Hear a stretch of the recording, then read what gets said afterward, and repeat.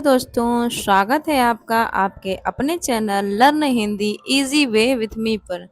तो दोस्तों, आज हम लोग हिंदी साहित्य के इतिहास में आदिकाल के में जो लौकिक साहित्य था उसी के जो महत्वपूर्ण वन लाइनर क्वेश्चन आंसर है उसी को करने वाले हैं। तो आप लोग बिल्कुल भी इधर उधर नहीं करिएगा, सीधा कॉपी और पेन लेकर बैठ जाइए। बहुत ही इंपॉर्टेंट क्वेश्चन है। जब ये आपको एग्जाम में मिलेंगे तब आपको आपकी गलती का एहसास होगा, इसलिए पछतावा ना हो आप इसलिए पेन और कॉपी लेके बैठे और सभी प्रश्न उत्तर को नोट कर लीजिए। ये बहुत ही इंपॉर्टेंट प्रश्न उत्तर हैं और आपसे किसी न किसी एग्जाम में मिलते रहेंगे। चलिए अब इधर उधर की बात नहीं करते हैं, जल्दी से अपना प्रश्न शुरू करते हैं। देखिए पहला है क्वेश्चन, काव्योत्कर्ष और साहित्य का इतिहास दोनों दृष्टियों से विद्यापति पदावली अत्यंत महत्वपूर्ण रचना है। कवि का मन वयः संधि के चित्रण में विशेष रमा है। अगर ये कथन आ जाए और पूछ ले कथन किसका है तो आप क्या बताएंगे? ये कथन है विश्वनाथ त्रिपाठी का। किसका है? विश्वनाथ त्रिपाठी का। इसलिए बिल्कुल कंफर्म रहिए कि वया संधि आप इसको याद कैसे कर लेंगे, थोड़ा सा मन में बैठा लीजिए। व से वया संधि और व से विश्वनाथ। तो वया संधि में अधिक मन रमा है, ये बात किसने कही है? तो विश्वनाथ त्रिपाठी ने कही है। अगला क्वेश्चन है, विद्यापति की रचना गोरक्ष विजय नाटक जो है उसमें कितने अंक है? तो गोरख विजय विद्यापति की एक नाटक है, उसमें केवल एक अंक है। केवल कितने अंक हैं? केवल एक अंक है। अगला क्वेश्चन है, गोरक्ष विजय में कौन कौन सी भाषा है? अब ध्यान दीजिए, गोरक्ष विजय एक इनका नाटक है विद्यापति जी का और उसमें केवल एक अंक है। अब उसमें कौन कौन सी भाषा है ये भी क्वेश्चन पूछ सकता है। तो उसमें संस्कृत, प्राकृत और मैथिली, कौन कौन सी? संस्कृत, प्राकृत और मैथिली भाषा का प्रयोग हुआ है। क्वेश्चन ऐसे भी बन सकता है कि गोरक्ष विजय में जो नाटक है विद्यापति जी का उसमें कौन कौन सी भाषाएं हैं? तो संस्कृत है, प्राकृत है, मैथिली है और कोई भाषा इसमें नहीं है। ध्यान रखिएगा, हिंदी नहीं है इसमें। अगला क्वेश्चन है, भाषा की मिठास और कोमलता की दृष्टि से विद्यापति का कोई प्रतिद्वंदी हिंदी साहित्य में नहीं है। ये कथन किसका है? तो ये कथन है राम वृक्ष बेनीपुरी जी का। किसका है? राम वृक्ष बेनीपुरी का। मैं फिर से रिपीट कर देती हूँ। भाषा की मिठास और कोमलता की दृष्टि से विद्यापति का कोई प्रतिद्वंदी हिंदी साहित्य में नहीं है। ये कथन किसका है? तो ये कथन है राम वृक्ष बेनीपुरी जी का। अगला क्वेश्चन है, विद्यापति का विरह वर्णन प्रेमिका के हृदय की तस्वीर है। देखिए, विद्यापति का विरह वर्णन प्रेमिका के हृदय की तस्वीर है। उसमें वेदना है, व्याकुलता है, प्रियतम के प्रति तल्लीनता है, कोरी हाय हाय नहीं है। ये कथन भी किसका है? तो ये कथन भी रामवृक्ष बेनीपुरी जी का है। किसका है? रामवृक्ष बेनीपुरी जी का। अगला क्वेश्चन है, विद्यापति के अधिकतर पद श्रृंगार के ही हैं। इसमें नायक और नायिका राधा कृष्ण हैं। इन पदों की रचना जयदेव के गीत गोविंद जो है काव्य के अनुकरण पर ही शायद की गई हो। इसका माधुर्य अद्भुत है। ये कथन किसने कहा है? तो ये कथन को आप वेरी वेरी मोस्ट इंपॉर्टेंट लगा लीजिए। Very very most important. ठीक, चलिए अगला जिस क्वेश्चन की हम लोग बात कर रहे थे कि इस क्वेश्चन को आप वेरी वेरी मोस्ट इम्पॉर्टेंट बना लीजिए। ये विद्यापति के अधिकतर पद श्रृंगार के ही हैं। इसमें नायक और नायिका राधा कृष्ण हैं। इन पदों की रचना जयदेव के गीत काव्यों के अनुकरण पर ही शायद की गई हो। इनका माधुर्य अद्भुत है। ये कथन किसका है? तो ये कथन है आचार्य रामचंद्र शुक्ल जी का। अब देखिए मैं इसको इम्पोर्टेंट क्यों कह रही हूँ, क्योंकि रामचंद्र शुक्ल ने इनके बारे में एक बात और कही थी कि आध्यात्मिक रंग के चश्मे आजकल बहुत सस्ते हो गए हैं, जिसे लगाकर लोग विद्यापति को या जयदेव के गीत गोविंद को भी आध्यात्मिक रूप भक्ति राम दे देते हैं। ऐसा कुछ कथन है रामचंद्र शुक्ल का। मतलब वहाँ पे वो विद्यापति के बारे में निगेटिव बोले हैं, लेकिन यहाँ पे आप देखिए यहाँ पे कुछ पॉजिटिव बातें आ रही हैं, तो आपके मन में सोचता है आचार्य रामचंद्र शुक्ल न आए। इसलिए आप इस पे ध्यान दीजिएगा कि जब यहाँ पे ये जो वाक्य है, ये जो कथन है वो किसका है? आचार्य रामचंद्र शुक्ल का है। अब ध्यान दीजिएगा, विद्यापति को भक्त कवि मानने वाले विद्वान नहीं है। मतलब विद्यापति को कौन भक्त मानते हैं, कौन श्रृंगारी मानते हैं, कौन रहस्यवादी मानते हैं। तो ध्यान दीजिएगा, विद्यापति को भक्त कवि कौन मानते हैं? हजारी प्रसाद द्विवेदी, श्याम सुंदर दास और ब्रजनंदन सहाय। ये तीनों लोग विद्यापति को क्या मानते हैं? ये तीनों लोग विद्यापति को भक्त कवि करते हैं। अब भक्त में ऐसे याद रखिएगा आप लोग, यदि रामचंद्र शुक्ल तो श्रृंगारी मांगते ही हैं, तो जब रामचंद्र शुक्ल श्रृंगारी मानेंगे तो हजारी प्रसाद द्विवेदी क्या मानेंगे, वो तो निश्चित है कि भक्त मानेंगे ही। अब जो सुंदर है वो भक्त होते ही हैं, तो हजारी प्रसाद द्विवेदी, श्याम सुंदर दास और ब्रजनंदन सहाय, ये तीनों लोग क्या मानते हैं विद्यापति को, तो भक्त कवि मानते हैं। अब विद्यापति को श्रृंगारी मानने वाले कौन है, तो राम वृक्ष बेनीपुरी भी इनको श्रृंगारी मानते हैं, राम कुमार वर्मा भी मानते हैं, आचार्य रामचंद्र शुक्ल भी मानते हैं, सुभद्रा झा भी मानती है और हरप्रसाद शास्त्री ने। तीन तो आप राम याद रखिए, राम वृक्ष बेनीपुरी, राम कुमार वर्मा, रामचंद्र शुक्ल, तीन राम श्रृंगारी, ठीक है।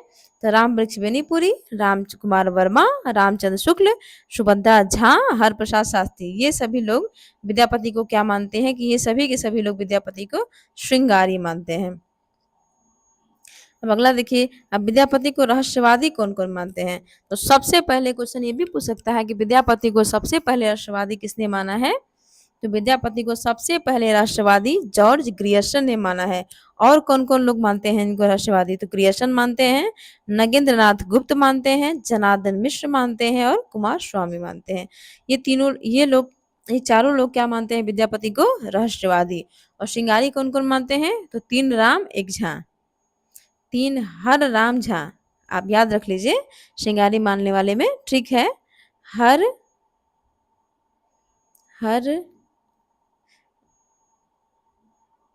देखिए, अगर विद्यापति को श्रृंगारी याद रखना हो तो उसके लिए आप क्या करेंगे, ये लाइन याद रखेंगे, हर राम झा, हर मतलब हर प्रसाद शास्त्री, राम मतलब राम वृक्ष बेनीपुरी, राम कुमार वर्मा, रामचंद्र शुक्ल, झा मतलब सुभद्रा झा, आपको ये याद रखना है।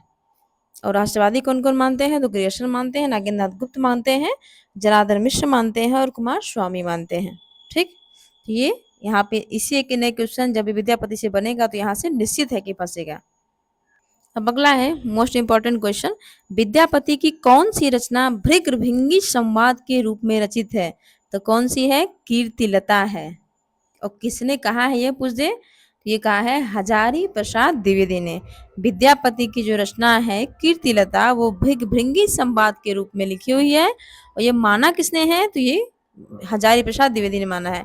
अब कीर्तिलता में है क्या, कीर्तिलता में 4 पल्लव हैं और इसकी भाषा क्या है, अवहट्ट। इसी में उन्होंने लिखा है, देसिल बैना सब जग मिठा ते तेसन जपो अवहट्टा, अवहट्ठा, ठीक है।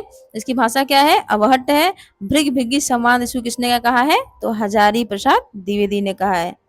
किसने कहा है, हजारी प्रसाद द्विवेदी ने। देखिए यहाँ पे अब इसमें किस शहर का वर्णन हुआ है, तो जौनपुर का वर्णन इसी रचना में आया है। किस रचना में, तो कीर्तिलता में। अब देखिए क्वेश्चन का ट्रेंड बदल चुका है, अब एग्जामिनर क्वेश्चन टफ बनाने लगे हैं, तो केवल आप ये रट के गए हैं कि भृग भृंगी संवाद किसने कहा, हजारी प्रसाद द्विवेदी ने, तो इससे काम नहीं चलने वाला। आपको ये भी जानना पड़ेगा कि कीर्तिलता अवहट्ट भाषा की रचना है, इसमें 4 पल्लव हैं और भृग भृंगी संवाद हजारी प्रसाद द्विवेदी ने कहा है, और कीर्तिलता रचना में ही जौनपुर शहर का वर्णन आया हुआ है। चलिए अब आगे बढ़ते हैं। विद्यापति की किस रचना में अपभ्रंश की पंथड़िया शैली का प्रयोग हुआ है, तो वो भी हुआ है किसमें, कीर्तिलता में। कीर्तिलता ये ऐसी रचना है इसमें अपभ्रंश की पंथड़िया शैली का भी प्रयोग हुआ है। अब विद्यापति के पिता की रचना क्या है, तो गंगा भक्ति तरंगिनी। क्या है, गंगा भक्ति तरंगिनी विद्यापति के पिता की रचना है। अब इसको याद कैसे रखेंगे हम लोग, इसको याद रख लीजिए, जैसे आदमी मरता है तो मरने के बाद कहाँ चले जाते हैं लोग, गंगा जी में प्रवाहित किया जाता है उनको, किया जाता है ना, चाहे उनकी राख को या बॉडी को। तो आप याद कर लीजिए, उनके पिताजी तो है नहीं, वो स्वर्ग सिधार गए हैं, तो कहाँ गए होंगे, गंगा की भक्ति करें तरंग में। तो ऐसे याद रखिए, विद्यापति के पिता की रचना क्या है, गंगा भक्ति तरंगिनी। अगला क्वेश्चन है, विद्यापति के बाह्य संसार में भगवत भजन कहाँ, इस बया संधि में ईश्वर संधि कहाँ, सद्य स्नाता में ईश्वर से नाता कहाँ, अभिसार में भक्ति का सार कहाँ, उनकी भक्ति विलास की सामग्री है, उपासना की साधना नहीं। ये कथन भी मोस्ट इंपॉर्टेंट है, इसको आप ध्यान रखिएगा। ये कथन है किसका, डॉक्टर राम कुमार वर्मा का। अब ध्यान, एक क्वेश्चन ऐसे बन सकता है कि विद्यापति की रचनाओं को विलास की सामग्री किसने माना है, तो राम कुमार वर्मा ने माना है, ठीक है। फिर से मैं इसको दोहरा देती हूँ, विद्यापति की बाह्य संसार में भगवत भजन कहाँ, इस बया संधि में ईश्वर संधि कहाँ, सद्य स्नाता में ईश्वर से नाता कहाँ, अभिसार में भक्ति का सार कहाँ, उनकी कविता विलास की सामग्री है, उपासना का साधन नहीं है। यह कथन किसका है, डॉक्टर राम कुमार वर्मा का ही है, ठीक है। अब चलिए अगला इंपॉर्टेंट क्वेश्चन हम लोग देख लेते हैं। अगला है, विद्यापति का संसार ही दूसरा है, वहां सदैव कोकिलाएं ही कुंजन करती हैं, फूल खिला करते हैं पर उसमें कांटे नहीं होते। राधा रात भर जगा करती है, उसके नेत्रों में ही रात समा जाती है, शरीर में सौंदर्य के सिवाय कुछ भी नहीं। ये कथन किसका है? तो ये कथन भी डॉक्टर राम कुमार वर्मा जी का ही है। फिर से ध्यान रखिएगा, जब भी भगवत भजन कहाँ वाली बात आ जाएगी, ठीक है, वहां पे भी राम कुमार वर्मा होंगे यहाँ पे। और जब विद्यापति का संसार ही दूसरा है, वहां सदैव कोकिलाएं ही कुंजन करती हैं, फूल खिला करते हैं पर उसमें कांटे नहीं होते। राधा रात भर जगा करती है, उसके नेत्रों में ही रात समा जाती है, शरीर में सौंदर्य के सिवाय कुछ भी नहीं है। ये कथन किसका है? तो ये कथन भी डॉक्टर राम कुमार वर्मा जी का है। अगला देख लीजिए, अगला कथन, मैथिली की मिठास लोक धुनों का समावेश तन्मयी भूत करने की अपनी क्षमता के कारण पदावली आज भी लोकप्रिय है, कल भी रहेगी।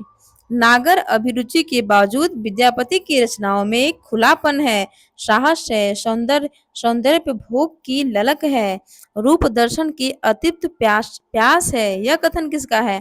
तो मोस्ट इंपॉर्टेंट ये कथन है बच्चन सिंह का। आप जाने जा सकते हैं 2021 टीजीटी में, पीजीटी में बच्चन सिंह की बुक से हिंदी साहित्य का दूसरा इतिहास से कितने सारे प्रश्न आए थे। बच्चन सिंह के किसी भी कथन को आपको हल्के में नहीं लेना है, उसको बहुत ही सावधानी से याद रखना है। फिर देखिए, मैथिली की मिठास लोक धुनों का समावेश तन्मयी भूत करने की अपनी क्षमता के कारण पदावली आज भी लोकप्रिय है, कल भी रहेगी। नागर अभिरुचि के बावजूद विद्यापति की रचनाओं में एक खुलापन है, साहस है, सौंदर्य भोग की ललक है। यह कथन रूप दर्शन की अतिप्त प्यास है। यह कथन किसका है? तो यह कथन है बच्चन सिंह का। अगला है, विद्यापति का स्थापत्य श्रृंगारिक है, उसे आध्यात्मिक कहना खजुराहों के मंदिरों को आध्यात्मिक कहना है। ये कथन भी किसका है? तो ये कथन भी डॉक्टर बच्चन सिंह का है। ये जो कथन है किसी न किसी एग्जाम में अभी कुछ दिन पहले ही पूछा जा चुका है, इसलिए आप इसको भी बहुत ही ध्यान से रखिएगा।